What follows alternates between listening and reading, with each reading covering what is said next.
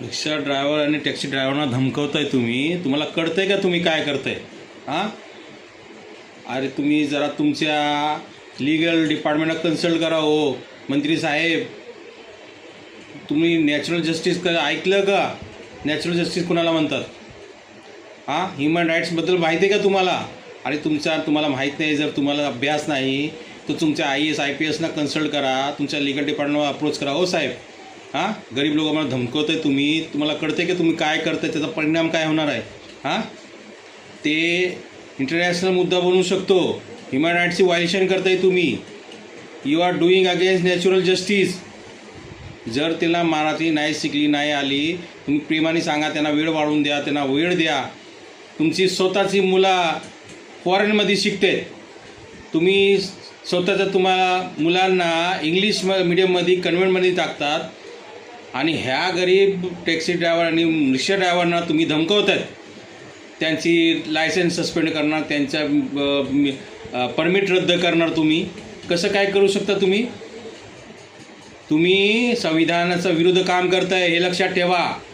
तुमचा परिणाम काय होईल? तुमचं ह्या गोष्टींचा परिणाम काय होणार आहे तुम्हाला माहिती आहे का? अख्ख्या देशात, संपूर्ण देशात तुमच्या विरुद्ध मेसेज जाणार आहे की मराठी लोक आमच्यावर जुल्म करत आहेत. एक मराठी किंवा ते मद्रासमध्ये गेला आणि त्याला बोललं तू मद्रासी बोललंच पाहिजे, कसं वाटणार आहे? एक मराठी बंगालमध्ये गेला, त्याला कानाखाली वाजवलं, बोललं तू बंगाली बोल, काय मग काय होणार आहे मग? हां, ते ॲक्शनचं रिॲक्शन होणार, तर तुम्हाला काय वाटणार आहे मग? कसं वाटणार आहे?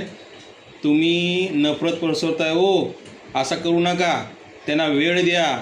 अंग्रेज लोकांनी ते अंग्रेजी आज ते जाऊन 100 वर्ष झाले, तरी पण आम्ही आमच्या मराठी मीडियम आमची सोडून, आमची मातृभाषा सोडून, आमची हिंदी मीडियम सोडून, आम्ही उर्दू मीडियम सोडून आम्ही आमच्या मुलांना लाखो रुपये देऊन इंग्लिशमध्ये टाकतात. का टाकतात? ते तर इथून निघून गेले ना. आता आहेत का ते आमच्यावर? त्या लोकांनी असं नाही केलं, त्यांनी जबरदस्ती नाही केली, त्या लोकांनी प्रेमाने आमच्या मनात टाकलं. आजपर्यंत आम्ही इंग्लिशच्या मागे लागले.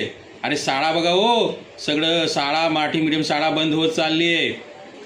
तुम्ही सगळं खूप स्वतः मराठी लोक इंग्लिश मीडियममध्ये कन्व्हेंटमध्ये टाकतायत.